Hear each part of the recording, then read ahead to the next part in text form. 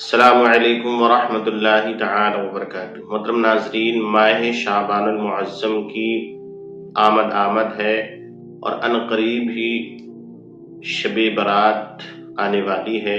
جیسے جیسے شب برات قریب آتی ہے ویسے ویسے ایک میسج معافی نامے کا یہ عام ہوتا چلا جاتا ہے، اور ہم اپنے جتنے بھی کانٹیکٹ ہوتے ہیں یا واٹس ایپ ہے، انسٹاگرام ہے، دیگر سوشل نیٹ ورک پر معافی نامہ ایک جو باقاعدہ پہلے سے ہی مرتب ہوتا ہے لوگوں تک شیئر کرنا شروع کر دیتے ہیں اور اسٹیٹس وغیرہ پر بھی لگا لیتے ہیں۔ تو کیا اس طریقے سے معافی حاصل کی جا سکتی ہے یا معافی مانگی جا سکتی ہے؟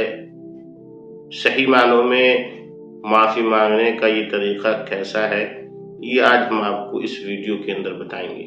تو ہمیں سمجھنا ہوگا کہ معافی ہے کیا اور اس کا طور و طریقہ کیا ہے۔ تو دراصل معافی کہتے ہیں کہ اپنی کسی غلطی یا خطا یا جرم کا اقبال کرنا، اعتراف کرنا اور سامنے والے سے شرمندگی کے ساتھ معذرت حاصل کرنا اور کہنا کہ بھئی ہمیں معاف کریں، ہم سے فلاں غلطی ہوئی، ہم نے آپ کا دل دکھایا یا ہم نے آپ کے ساتھ ایسا کیا، ایسا ہمیں نہیں کرنا چاہیے، یہ معافی ہے۔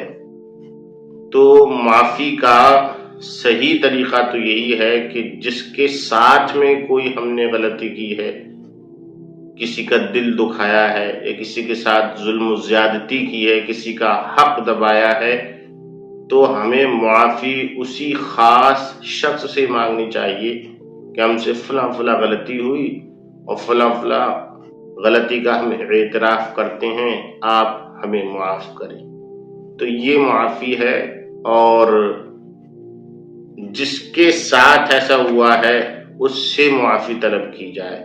اب یہاں پر کیا ہوتا ہے کہ ایک عام رسم و رواج کے تحت معافی نامہ ہم بس فارورڈ کرتے رہتے ہیں، کسی کے پاس سے آیا یہ چیز اچھی ہے تو آگے کے لیے شیئر کر دیتے ہیں۔ دل کے اندر جو فیلنگ ہوتی ہے وہ ایسی نہیں ہوتی کہ ہم واقعی معافی کے طلبگار ہیں یا اپنے کیے پہ شرمندہ ہیں۔ سب سے پہلی بات تو یہ ہے کہ سارے لوگوں کے پاس میسج کرنا یا اسٹیٹس پر لگانا یہ معافی مانگنے کا صحیح اصول اور صحیح طریقہ نہیں ہے۔ صحیح طریقہ وہی ہے جو میں نے آپ کو بتایا۔ اب سوال یہ ہے کہ اس طریقے سے اگر کوئی اسٹیٹس لگا لے یا سب کے پاس میسج واٹس ایپ لسٹ میں جو سارے کانٹیکٹ ہوتے ہیں ان کے اندر سب کے پاس بھیج دے تو کیا معافی ہو جائے گی کہ نہیں؟ تو اسے بھی معافی مانگنے کا ایک طریقہ کہا جا سکتا ہے، مگر یہ بہتر اور افضل نہیں۔ تو پھر صحیح یہی ہے کہ جس کے ساتھ میں کوئی غلطی ہوئی ہے، کسی کا دل دکھایا ہے، ظلم و زیادتی کی ہے یا کسی کا حق مارا ہے، ہم خاص اسی شخص سے معافی طلب کر لیں تو یہ زیادہ بہتر ہے۔ اور یہ کام جو ہونا چاہیے وہ للہیت کے لیے ہونا چاہیے، خلوص کے لیے ہونا چاہیے۔ اب اگر کوئی ہم سے معافی طلب کرتا ہے تو ہمیں چاہیے کہ ہم اسے معاف کر دیں۔ کچھ لوگ بہت ضدی ہوتے ہیں کہ سامنے والا شرمندہ بھی ہے اور اپنی غلطی کا احساس بھی اور اعتراف بھی کرتا ہے، لیکن لوگ معاف نہیں کرتے کہ نہیں میں تو معاف نہیں کروں گا اور اس نے میرے ساتھ بہت ظلم کیا ہے، ایسا کیا ہے، ویسا کیا ہے۔ تو ناظرین گرامی، اگر کوئی معافی طلب کرتا ہے تو اللہ کی رضا کے لیے اسے معاف کر دینا چاہیے۔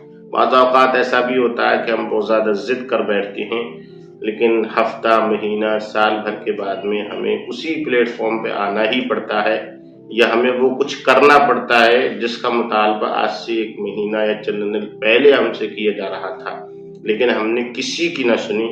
کاش اگر ہم پہلے ہی سن لیتے تو ان کا مان سمان بھی رہ جاتا اور بات بھی بن جاتی، اور اتنے دنوں ہم ایک طریقے سے اللہ کے غیظ و غضب اور شریعت کی مخالفت سے بھی محفوظ رہتے۔ فی الحال ناظرین گرامی، زندگی بہت مختصر ہے، اگر کسی سے کوئی غلطی ہو جائے تو معافی تلافی کر لینا بہت اچھی بات ہے، اور اللہ کی رضا کے لیے سامنے والے کو معاف کر دینا یہ اس سے بھی اچھی بات ہے۔ حدیث میں ہے، دعاؤں میں ہے کہ اللہ تبارک و تعالی معاف کرنے والوں کو پسند فرماتا ہے۔ مزید رب تبارک و تعالی بھی اپنے بندوں کو معاف فرماتا ہے اور بہت سے گناہوں کو معاف فرماتا ہے۔ हमारा आप तो किसी की छोटी सी गलती या छोटे से जुर्म को माफ़ नहीं करते हैं, लेकिन रब तबारक व तआला अपने बंदों को सुबह से लेकर शाम तक उसकी नाफरमानियां करते हैं, फिर भी माफ़ फरमा देता है। एक दिन नहीं, महीनों सालों, बल्कि जो अपनी पूरी जिंदगी रब की नाफरमानी करते रहे मगर जिंदगी के कुछ लम्हात या कुछ हिस्से में उन्होंने रब की फर्मा बरदारी कर ली या अपने रब को खुलूस नीयत दिल के साथ याद कर लिया और तौबा इस्तिग़फ़ार कर ली तो अल्लाह उन्हें भी मुआफ़ फरमा देता है। तो हमारा आपको चाहिए कि अपनी गलतियों पर मुआफ़ी तलाफ़ी करें और अगर कोई मुआफ़ी मांगे तो ज़रूर उसे अल्लाह के लिए मुआफ़ कर दें। अस्सलामु अलैकुम व रहमतुल्लाहि व बरकातहू।